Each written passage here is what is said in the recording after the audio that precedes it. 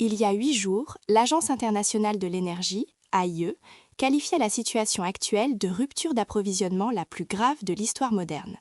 Le blocus du détroit d'Ormuz a brusquement retiré 12 millions de barils par jour des marchés mondiaux, un volume supérieur au choc pétrolier de 1973 et 1979 réunis et 2 fois l'ampleur de la crise ukrainienne. Alors que le cours du brut s'est établi au-dessus des 110 $, le directeur de l'AIE a prévenu que le monde n'était pas préparé à un tel scénario.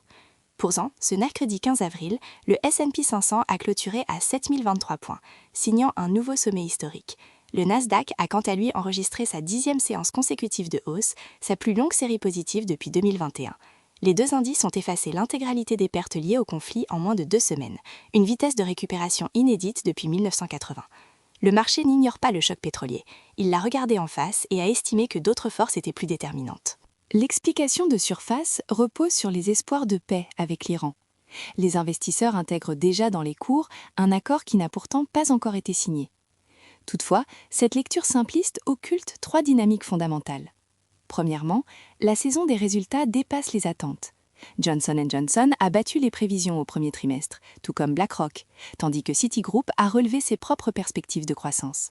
La machine à profit continue de tourner malgré la cherté de l'énergie, démentant les scénarios pessimistes de début de trimestre. Deuxièmement, le rachat forcé lié aux positions des CTA amplifie chaque mouvement haussier. Selon des rapports de Benzinga et Barron's, environ 45 milliards de dollars d'achats techniques ont été déclenchés par des seuils de momentum.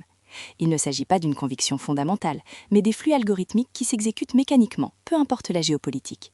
Troisièmement, le choc énergétique ne s'est pas encore pleinement répercuté sur les bénéfices des entreprises, ni sur la consommation.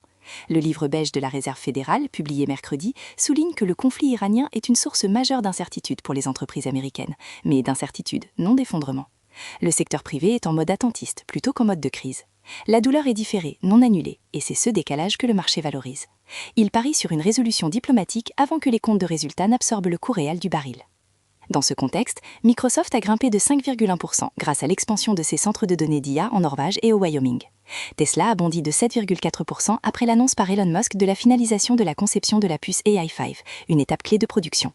Alphabet a progressé de plus de 1% suite aux informations de Bloomberg suggérant que sa part de 6,11% dans SpaceX pourrait générer un gain de 100 milliards de dollars lors d'une introduction en bourse. La bourse ne progresse pas malgré la crise. Elle se replie sur les actifs les moins exposés à un pétrole à 110 $. L'ensemble des indicateurs pointe vers une résilience persistante à court terme, mais à une condition sine qua non, que le calendrier de sortie de crise soit respecté. Toute la logique interne de ce rallye repose sur le postulat que le choc pétrolier sera temporaire. Si les négociations devaient s'enliser au-delà du mois de mai, et si le blocus du détroit entrait dans son 2e mois sans résolution, la douleur corporate différée commencerait à transparaître dans les révisions des prévisions pour le 2e trimestre. Le vocabulaire de la Fed passerait alors de l'incertitude à la contraction. Les flux de momentum des CTA s'inverseraient alors avec la même violence qu'ils ont accéléré à la hausse. Le scénario de reprise n'est pas garanti d'être symétrique. A l'inverse, si un cessez-feu est annoncé avant le pic de la saison des résultats en mai, les derniers vendeurs à découvert, encore présents dans les secteurs de l'énergie et de l'industrie, feraient face à un rachat forcé d'une ampleur massive. Dans ce cas, le S&P 500 pourrait viser les 7100, voire 7200 points, portés par le Nasdaq. Demain, l'indicateur à surveiller ne sera pas le prix du pétrole en lui-même, mais la tonalité des dépêches diplomatiques entre l'Iran et les États-Unis avant l'ouverture de la séance. Tout progrès concret ou toute rupture des discussions pèsera plus lourd que les fondamentaux économiques sous-jacents. Le marché a choisi d'accorder sa confiance à un accord qui n'existe pas encore. À l'instant même où cette confiance s'effritera, la crise énergétique que les investisseurs ont choisi d'ignorer redeviendra l'unique sujet de préoccupation.